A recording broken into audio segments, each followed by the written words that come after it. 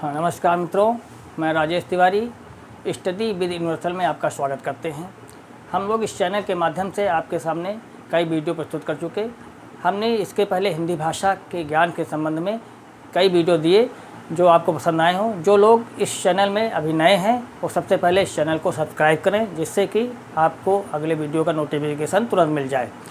तो चलते हैं इसी क्रम में। हम लोग अभी इसके पहले हमें वाक्यांशों के लिए एक शब्द में हम बात कर रहे थे, जिसमें हमने भाग 1 और भाग 2 के माध्यम से कुछ महत्वपूर्ण परीक्षा उपयोगी शब्दों के बारे में आपको सूचना दी।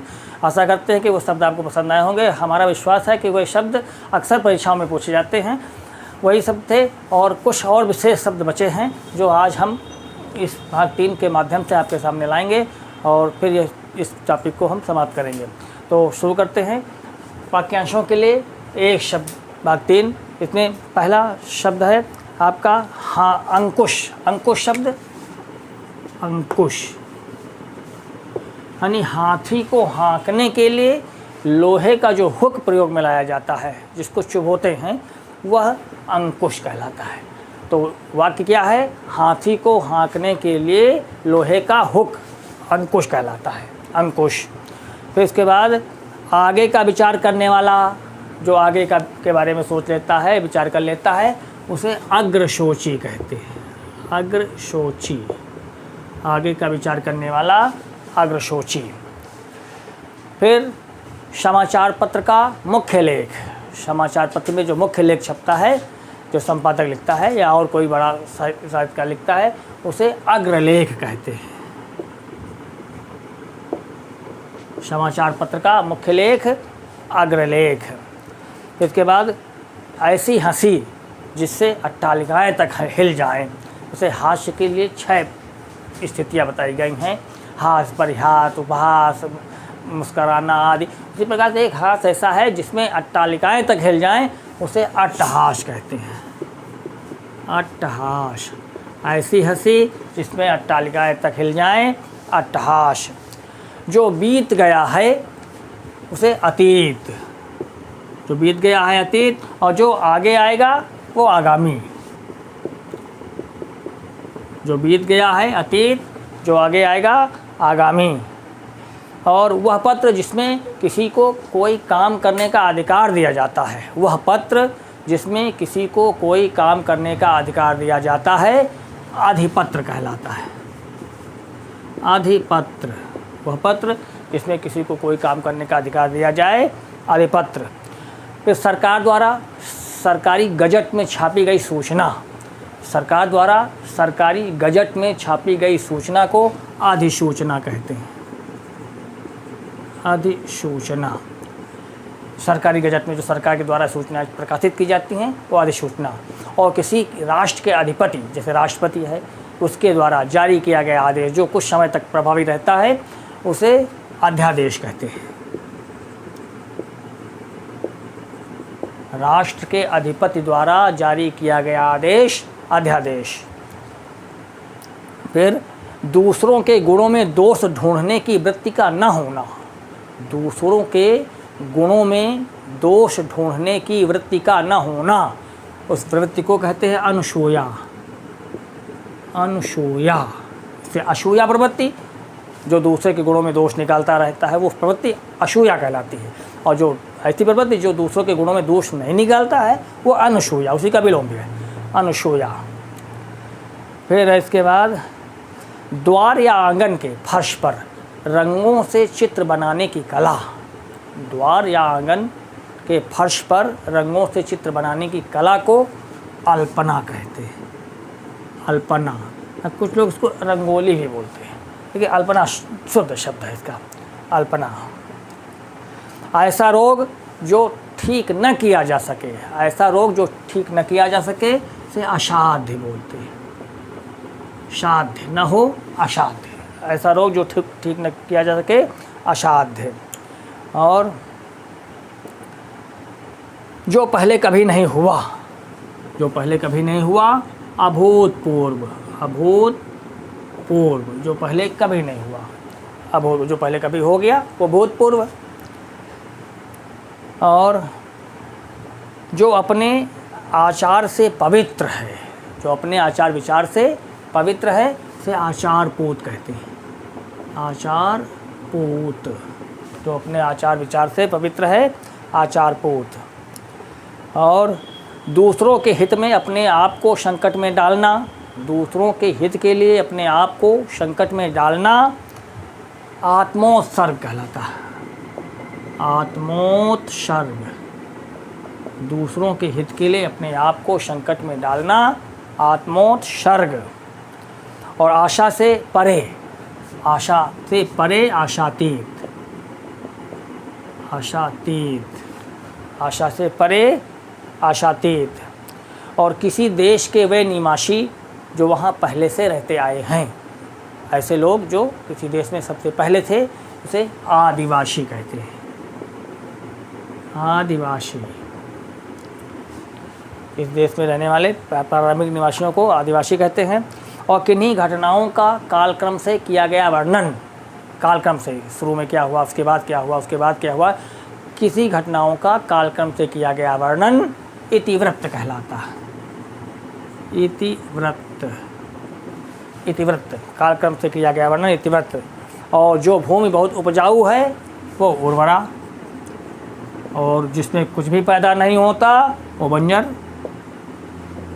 बंजर या ऊषर शब्द का प्रयोग भी किया जाता है, ऊषर, जिसमें कुछ भी पैदा ना हो बंजर या ऊषर, और जिसमें बहुत उपजाऊ है वो उर्वरा कहलाती है।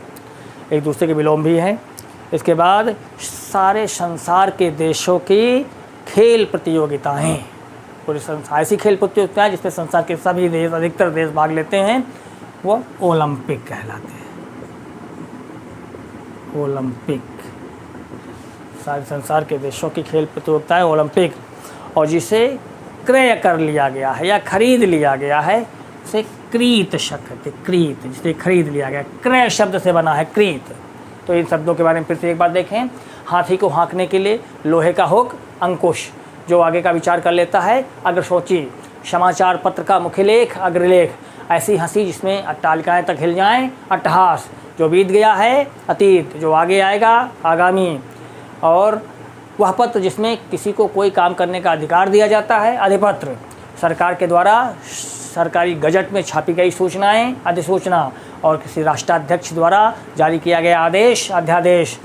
दूसरों के गुणों में दोष ढूंढने की वृत्ति का न होना, अनुसूया। द्वार या आंगन के फर्श पर रंगों से चित्र बनाने की कला, अल्पना। ऐसा रोग जो ठीक न किया जा सके, असाध्य। जो पहले कभी नहीं हुआ, अभूतपूर्व। जो अपने आचार विचार से पवित्र है, आचार पोत। जो दूसरों के हित के लिए अपने आप को संकट में डाल देता है, आत्मोत्सर्ग। आशा से परे आशातीत।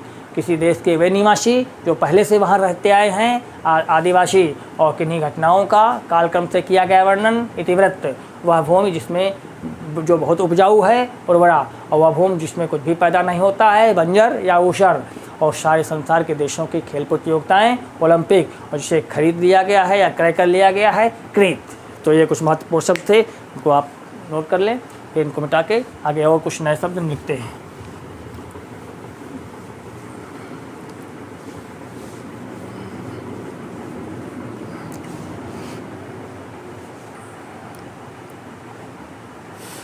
भूख से व्याकुल, भूख से व्याकुल। भूख के लिए सब संस्कृत में आया क्षुधा, तो इसी से बना है क्षुधातुर। क्षुधातुर, भूख से व्याकुल, क्षुधातुर। और ऐसा ग्रहण जिसमें सूर्य या चंद्रमा का पूरा बिंब ढक जाए, यानी पूर्ण सूर्य ग्रहण की स्थिति या पूर्ण चंद्र ग्रहण की स्थिति, उसको खग्रास बोलते हैं। खग्रास, यानी ऐसा ग्रहण जिसमें सूर्य या चंद्रमा का पूरा बिंब ढक जाए, खग्रास। जिसमें पूरा बिंब नहीं ढकता वो खंडग्रास है, ये खग्रास। इसके बाद वह नाटक जिसमें गीतों की अधिकता है, गीतों की अधिकता वाला नाटक गीति रूपक।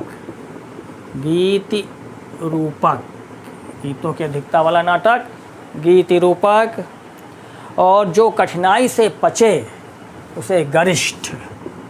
गरिष्ठ या एक शब्द इसमें आया गुरुपाक। गुरुपाक, जो कठिनाई से पचता है। और जो आसानी से पच जाता है वो सुपाच्य है, जो कठिनाई से पचता है वो गरिष्ठ या गुरुपाक। और चेतन स्वरूप की माया चिद विलास। चिद्विलास, चेतन स्वरूप की माया चिद्विलास। और मूल बातों को संक्षेप में लिखना टिप्पणी कहलाता है। मूल बातों को संक्षेप में लिखना टिप्पणी। और स्थल या जल का वह पतला भाग जो दो भागों को आपस में जोड़ता है, चाहे स्थल का भाग हो चाहे जल का पतला भाग जो दो भागों को आपस में जोड़ता है, उसे डमरू मध्य कहते हैं। डमरू मध्य दो प्रकार के होंगे, जल डमरू मध्य होगा और थल डमरू मध्य होगा। तो जल के दो भागों को जोड़ने वाला पतला भाग है वो जल डमरू मध्य है, और जो स्थल के दो भागों को जोड़ने वाला पतला भाग है वो थल डमरू मध्य है। तो डमरू मध्य का मतलब है जल या थल के दो भागों को जोड़ने वाला पतला भाग जल, वो डमरू मध्य कहलाता है। इसके बाद किसी भी पक्ष का समर्थन न करने वाला तटस्थ, तटस्थ जो तट में स्थित रहे, ना इधर जाए ना उधर जाए, तटस्थ। किसी भी पक्ष का समर्थन न करने वाला तटस्थ। और ऋण के रूप में दी गई आर्थिक सहायता, सरकार के द्वारा जो ऋण के रूप में आर्थिक सहायता दी जाती है उसे तकावी बोलते हैं। तकावी, ऋण के रूप में दी गई आर्थिक सहायता तकावी। और इसके बाद जिसका दमन कठिन हो उसके लिए दुर्दम्य, दुर्दम्य, इसका दमन कठिन है, दुर्दम्य। और जो विलम्ब या टाल मटोल से काम करे, विलम्ब या टाल मटोल से काम करे, दीर्घसूत्री, विलम्ब या टाल मटोल से काम करे, दीर्घसूत्री। और दशरथ के पुत्र के लिए एक शब्द आया है दाशरथी, दाशरथी, दशरथ का पुत्र दाशरथ कहलाता है। फिर कुछ और शब्द हैं इनको हम बताते हैं, जैसे स्त्री और पुरुष का जोड़ा, स्त्री और पुरुष का जोड़ा युगल कहलाता है। और यही जोड़ा अगर पति पत्नी का जोड़ा है तो दंपत्ति कहलाता है। स्त्री पुरुष का जोड़ा युगल और पति पत्नी का जोड़ा दंपत्ति कहलाता है। फिर इसके बाद कुछ नायकों के बारे में बात करते हैं जो संस्कृत के काव्य में प्रयोग किए गए हैं। जैसे सदा प्रसन्न रहने वाला कला प्रेमी नायक, सदा प्रसन्न रहने वाला कला प्रेमी नायक धीर ललित कहलाता है। धीर ललित, जैसे कृष्ण थे, दुष्यंत थे, ये नायक जो है धीर ललित है। फिर शक्तिशाली दयालु और योद्धा नायक, शक्तिशाली दयालु और योद्धा नायक, इसके लिए एक शब्द आया धीरोदात्त, धीरोदात्त, जैसे राम थे, युधिष्ठिर थे, ये धीरोदात्त नायक हैं। और बहुत चंचल, दुष्ट और अपनी प्रशंसा करने वाला नायक, चंचल, दुष्ट और अपनी प्रशंसा करने वाला नायक धीरोद्धत कहलाता है। धीरोद्धत, जैसे आपका कंस, दुर्योधन, ये ऐसे नायक धीरोद्धत हैं। इसके बाद नदी से सींचा जाने वाला प्रदेश नदी मात्रक कहलाता है। नदी मात्रक, नदी से सींचा जाने वाला प्रदेश नदी मात्रक कहलाता है। जिसे कोई आकांक्षा न हो निःस्पृह कहलाता है। निःस्पृह, जिसे कोई आकांक्षा न हो निःस्पृह। और रंगमंच में पर्दे के पीछे का भाग, जहाँ अभिनेता अभिनेत्री अपना वेश विन्यास करते हैं, वो स्थान पर्दे के पीछे वाला, यानी पर्दे के पीछे का भाग नेपथ्य कहलाता है। रंगमंच में पर्दे के पीछे का भाग नेपथ्य।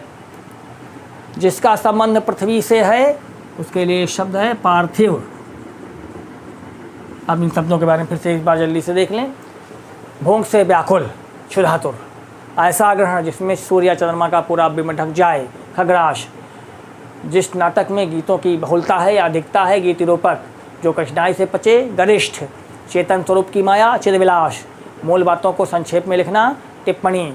जल या थल का वो पतला भाग जो दो भागों को जोड़ता है, जल वो डमरू मध्य जो किसी पक्ष में न रहे, तटस्थ। सरकार के द्वारा ऋण के रूप में दी गई आर्थिक सहायता, तकावी। जिसका दमन कठिन हो, दुर्दम्य जो बहुत टाल मटोल से काम करता है, दीर्घसूत्री।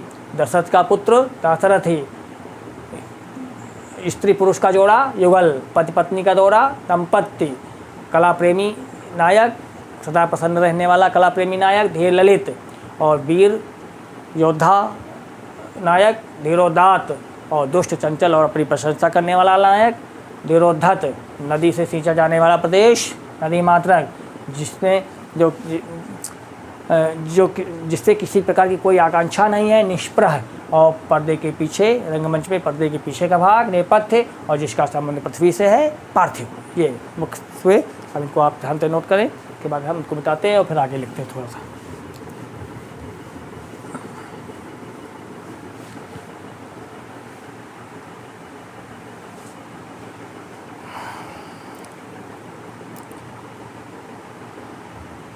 फिर है, जो अपनी मातृभूमि छोड़ करके विदेश में रहता है उसे प्रवासी बोलते हैं। जो अपनी मातृभूमि को छोड़ करके विदेश में वास करता है किसी कारण से भी, वो प्रवासी कहलाता है। फिर दीवार पर बने हुए चित्र, भित्ति चित्र, भित्ति कहते हैं दीवार को, भित्ति चित्र, दीवार पर बने हुए चित्र भित्ति चित्र कहलाते हैं। और शहद दूध दही का मिश्रण मधुपर्क कहलाता है। मधुपर्क, शहद दूध घी इसका सबका मिश्रण मधुपर्क। भेड़ का बच्चा मेमना, भेड़ का बच्चा मेमना कहलाता है। और हाथी का बच्चा कलम्ब, कलम्ब, हाथी का बच्चा। शेर का बच्चा शावक कहलाता है, शावक। फिर मेघ की तरह गर्जना करने वाला मेघनाद। जो युद्ध में स्थिर रहता है, यानी न्याय से ही चलता है, वो है युधिष्ठिर। जो युद्ध में स्थिर रहता है यानी न्याय से ही चलता है, वह युधिष्ठिर। और जिसकी पत्नी साथ में नहीं है वो विपत्नीक, विपत्नीक, जिसकी पत्नी साथ में नहीं है विपत्नीक कहलाती है। जो व्याकरण का ज्ञाता है उसे वैयाकरण, वैयाकरण, जो व्याकरण का ज्ञाता है वैयाकरण। और इस शब्द से वैयाकरण, व्याकरण का ज्ञाता वैयाकरण। जिस स्त्री का पति जीवित है उसे सधवा, जिसका पति मर गया है वो विधवा, सधवा और विधवा। इसी प्रकार से पुरुषों के बारे में है, जिस पुरुष की स्त्री मर गई है वो विधुर, और जिस स्त्री की कोई संतान नहीं है वो बंध्या, बंध्या या बांझ शब्द का प्रयोग हुआ है। जो नाटक का संचालन करता है वो सूत्रधार कहलाता है। सूत्रधार, जैसे फिल्मों में का डायरेक्शन करने वाला डायरेक्टर से नाटकों का जो संचालन करता है वो सूत्रधार, सूत्रधार। और प्राणों पर संकट लाने वाला रोग, ऐसा रोग जिसमें प्राणों का संकट है वो सांघातिक, सांघातिक, यानी अगर वो ठीक न हुआ तो प्राण संकट में है, वो सांघातिक कहलाता है। और दूसरे के स्थान पर काम करने वाला स्थानापन्न, स्थानापन्न, दूसरे के स्थान पर काम करने वाला स्थानापन्न। और एक स्थान से दूसरे स्थान को जाना स्थानांतरण, स्थानांतरण, एक स्थान से दूसरे स्थान जाना स्थानांतरण। और स्वतंत्रता प्राप्ति के बाद, स्वतंत्रता प्राप्ति के बाद स्वातंत्र्योत्तर, स्वतंत्रता प्राप्ति के बाद स्वातंत्र्योत्तर